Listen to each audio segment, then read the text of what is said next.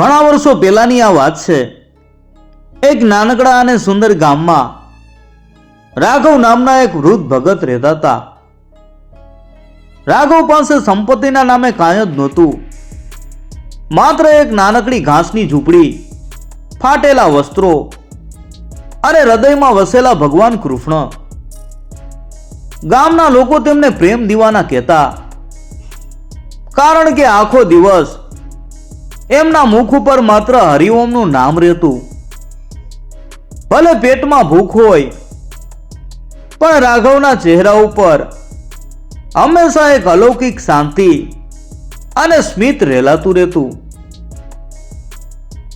એક દિવસ ગામના અહંકારી સાહુકારના ઘરે એક મોટો ધાર્મિક પ્રસંગ યોજાયો। સાહુકાર ઘણો ધનવાન હતો, પણ એનું હૃદય પથ્થર જેવું કઠોર હતું। એને રાઘવની નિસ્વાર્થ ભક્તિ જરાય ગમતી નહીં। સાહુકારે રાઘવની મજાક ઉડાવવા અને તેમને ગામની સામે નીચા દેખાડવા માટે એક રમત રમી। તેણે રાઘવને બોલાવીને કહ્યું કે રાઘવ, કાલે મારે ત્યાં 100 બ્રાહ્મણોનું ભોજન છે, તારે પીરસવાની સેવામાં આવવું પડશે। પણ યાદ રાખજે, જો પીરસવામાં એક પણ ભૂલ થઈ કે કોઈ બ્રાહ્મણ નારાજ થયો તો હું તને આ ગામમાંથી હાંકી કાઢીશ અને તારી આ ભક્તિનો ઢોંગ બંધ કરાવી દઈશ।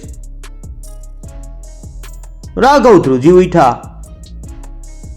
એમનું શરીર 70 વર્ષનું થઈ ગયું હતું, હાથ પગમાં ધ્રુજારી હતી અને આંખે ઝાંખું દેખાતું હતું। 100 બ્રાહ્મણોને એકલા હાથે પીરસવું એ તેમના માટે શક્ય કામ નહોતું। રાઘવ તે રાત્રે પોતાની મૂર્તિ સામે ખૂબ રડ્યા। તેમણે ધ્રુજતા હાથે દીવો પ્રગટાવ્યો અને પ્રભુને વિનંતી કરી, હે મારા નાથ, હું તો તમારો અશક્ત સેવક છું। કાલે જો હું હારી જઈશ તો લોકો તમારી ભક્તિ ઉપર હસશે। મારી લાજ હવે તમારા હાથમાં છે પ્રભુ। રાઘવની આંખના આંસુ ભગવાનના ચરણોને ભીંજવી રહ્યા હતા। ત્યારે તેમને ખબર નહોતી કે તેમની આ આહ સાંભળીને વૈકુંઠનો સ્વામી પોતે વ્યાકુળ થઈ રહ્યો હતો। બીજા દિવસે સવાર પડી, પણ રાઘવ કાકાના મનમાં ચિંતાના વમળો હતા। છતાં ભગવાન ઉપર અડગ ભરોસો રાખી તેઓ સાહુકારના ઘરે જવા નીકળ્યા। રસ્તો પથરાળ હતો અને રાઘવ કાકા ઉતાવળમાં હતા। અચાનક તેમનો પગ એક મોટા પથ્થર સાથે અથડાયો અને તેઓ જોરથી જમીન ઉપર પટકાયા। તેમના પગમાં ઊંડો ઘા પડ્યો અને લોહી વહેવા લાગ્યું। અસહ્ય વેદનાના કારણે તેમનાથી ઊભું પણ નહોતું થવાતું। રાઘવ કાકા રસ્તાના કિનારે બેસીને રડવા લાગ્યા, હે પ્રભુ, હવે શું થશે? બ્રાહ્મણો જમવા બેસી ગયા હશે અને જો હું નહીં પહોંચું તો સાહુકાર તમારી ભક્તિને લાંછન લગાવશે। શું મારી કિસ્મતમાં તમારી બદનામી જોવાનું લખ્યું છે? બીજી બાજુ સાહુકારના આંગણે બ્રાહ્મણોની પંક્તિઓ ગોઠવાઈ ગઈ હતી। સાહુકાર ગુસ્સામાં લાલચોળ થઈને આમ તેમ ટહેલતો હતો। તેણે બૂમ પાડી, ક્યાં મરી ગયો પેલો ભગત? મને ખબર જ હતી કે એ ડરપોક છે, તે ક્યારેય નહીં આવે। બરાબર એ જ ઘડીએ સાહુકારના દરવાજે એક શ્યામ વર્ણનો નમણો અને તેજસ્વી યુવાન આવીને ઉભો રહ્યો। તેણે માથા ઉપર પીળું વસ્ત્ર બાંધ્યું હતું અને એના હાથમાં કામ કરવાની ગજબની સ્ફૂર્તિ દેખાતી હતી. એ યુવાને નમ્રતાથી કહ્યું કે શેઠ, હું રાઘવ કાકાનો ભત્રીજો છું. તેમને રસ્તામાં વાગ્યું છે એટલે તેમણે મને સેવા માટે મોકલ્યો છે. મારું નામ કાનજી છે. તમે ચિંતા ન કરો, પીરસવાની બધી જવાબદારી મારી. સાવકારને થોડી નવાઈ લાગી કે રાઘવનો વળી ભત્રીજો ક્યાંથી આવ્યો, પણ બ્રાહ્મણો ભૂખા બેઠા હતા એટલે તેણે કાનજીને અંદર આવવા દીધો. કાનજીએ જ્યારે પીરસવાનું શરૂ કર્યું ત્યારે વાતાવરણમાં એક અનોખી સુગંધ પ્રસરી ગઈ. તે એટલી ઝડપથી અને પ્રેમથી પીરસતો હતો કે જાણે એના હાથમાં કોઈ જાદુ હોય. કાનજીની સેવા જોઈને આખું ગામ અને આવેલા બ્રાહ્મણો દંગ રહી ગયા. સામાન્ય રીતે 100 લોકોની પંક્તિમાં પીરસતા કલાકો લાગે, પણ આ નમણો યુવાન તો જાણે હવામાં ઉડતો હોય.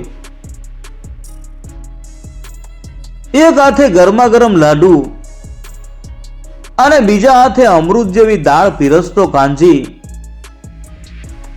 દરેક બ્રાહ્મણ પાસે પહોંચી જતો. કોઈ માગે તે પહેલા જ તેની થાળીમાં વસ્તુ હાજર હોય. સૌથી નવાઈની વાત તો એ હતી કે કાનજી જેની પાસે જતો એના મનનો ક્રોધ અને અસંતોષ પળભરમાં ગાયબ થઈ જતા. દરેક બ્રાહ્મણના મુખમાંથી આશીર્વાદ નીકળતા હતા કે બેટા, તારા જેવો સેવક અમે જિંદગીમાં નથી જોયો. સાવકાર અંદરખાને મૂંઝવણમાં હતો. એણે વિચાર્યું હતું કે રાઘવ નહીં આવે તો તે તેને અપમાનિત કરશે, પણ આ કાનજી હતો. એની આખી મહેફિલ લૂંટી લીધી હતી. ભોજન પૂરું થયા પછી સાવકાર તેને ઇનામ આપવા ગયો. તેણે સોનાની મોર કાઢીને કાનજી તરફ ધરી, પણ કાનજીએ હાસ્ય સાથે ના પાડી દીધી. તેણે કહ્યું કે શેઠજી, હું મજૂરી કરવા નથી આવ્યો. હું તો મારા કાકાની લાજ રાખવા આવ્યો છું. મારે આ ધનનું શું કામ? આટલું કહી સાવકાર કઈ સમજે તે પહેલા જ કાનજી ભીડમાં ક્યાંક ઓગળી ગયો. બીજી તરફ રાઘવ કાકા માન માન લંગડાતા પગે આંખમાં આંસુ સાથે સાવકારના આંગણે પહોંચ્યા. એમનું હૃદય ધબકારા ચૂકી રહ્યું હતું. એમને ડર હતો કે સાવકાર ગુસ્સે થઈને તેમને ગામમાંથી કાઢી મૂકશે. ધ્રુવતા અવાજે તેમણે ઉંમરે ઊભા રહીને કહ્યું કે શેઠજી, મને માફ કરજો. હું આવતો જ હતો પણ માર્ગમાં. સાવકાર એમને જોઈને બોલ્યા, અરે રાઘવ કાકા, માફી શેની? તમારા ભત્રીજાએ તો આજે કમાલ કરી દીધી. આખું ગામ એના વખાણ કરે છે, પણ એ ગયો ક્યાં? એ તો એક પૈસો પણ લીધા વગર નીકળી ગયો. રાઘવ કાકા સ્તબ્ધ થઈ ગયા. એમનો તો કોઈ ભત્રીજો હતો જ નહીં. એમના પગ નીચેથી જમીન સરકી ગઈ. સાવકારના શબ્દો સાંભળી રાઘવ કાકાના હૃદયમાં વીજળીનો ઝબકારો થયો. એમનો કોઈ ભત્રીજો હતો જ નહીં. તો પછી એ કોણ હતું જેણે સેવક બનીને હેઠા વાસણો ઉપાડ્યા અને પીરસવાનું કામ કર્યું? રાઘવ કાકા સમજી ગયા કે તેમના એક પોકાર ઉપર વૈકુંઠનો નાથ પોતાનું સિંહાસન છોડીને દોડી આવ્યો હતો. તેઓ રડતા રડતા લંગડાતા પગે પોતાની ઝૂંપડી તરફ દોડ્યા. તેમની પાછળ સાવકાર અને ગામના લોકો પણ કુતૂહલવશ દોડ્યા. જ્યારે રાઘવ કાકાએ પોતાની ઝૂંપડીનો દરવાજો ખોલ્યો ત્યારે આખું ઘર એક અદ્ભુત સુગંધથી મહેકી રહ્યું હતું. તેમણે જોયું કે ભગવાન કૃષ્ણની મૂર્તિ ઉપર પીરસતી વખતે પડેલા દાળ અને શાકના ડાઘા હતા. મૂર્તિના કપાળ ઉપર પરસેવાના ટીપા ચમકતા હતા અને એના હાથમાં રહેલી લાકડી પાસે એ જ પીળું પટકું પડ્યું હતું જે સાવકારના ઘરે કાંજીએ બાંધ્યું હતું.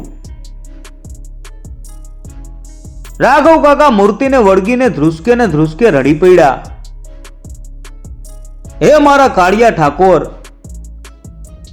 તમે એક ગરીબ ભક્તની લાજ રાખવા માટે આટલા કષ્ટ વેઠા. તમે જગતના સ્વામી થઈને પંગતમાં એઠું પીરશું. ધિક્કાર છે મને કે મેં તમને તકલીફ આપી. આ દ્રશ્ય જોઈને અહંકારી સાવકારનું હૃદય પીગળી ગયું. એ રાઘવ કાકાના પગમાં પડી ગયો અને રડતા રડતા માફી માંગવા લાગ્યો. આખું ગામ જય શ્રી કૃષ્ણના નાદથી ગુંજી ઉઠ્યું. જે રાઘવને લોકો ગરીબ સમજતા હતા, આજે ખબર પડી કે એ તો ત્રિલોકના નાથનો સૌથી પ્રિય મિત્ર છે. ભગવાને સાબિત કરી દીધું કે જેનું કોઈ નથી એનો ભગવાન છે. એ દિવસ પછી રાઘવ કાકાની ઝૂંપડી એક પવિત્ર ધામ બની ગઈ, જ્યાં ભક્તિ અને નિખાલસતાનો વાસ હતો. આ વાર્તા આપણને શીખવે છે કે ભગવાન ક્યારેય ધન કે વૈભવના ભૂખ્યા નથી હોતા. તેઓ તો માત્ર પ્રેમ અને સાચી શ્રદ્ધાના ભૂખ્યા હોય છે. જો તમે પૂરા મનથી ભગવાનને પોકારો તો એ 7 સમંદર પારથી પણ તમારા દુઃખ દૂર કરવા દોડી આવે છે.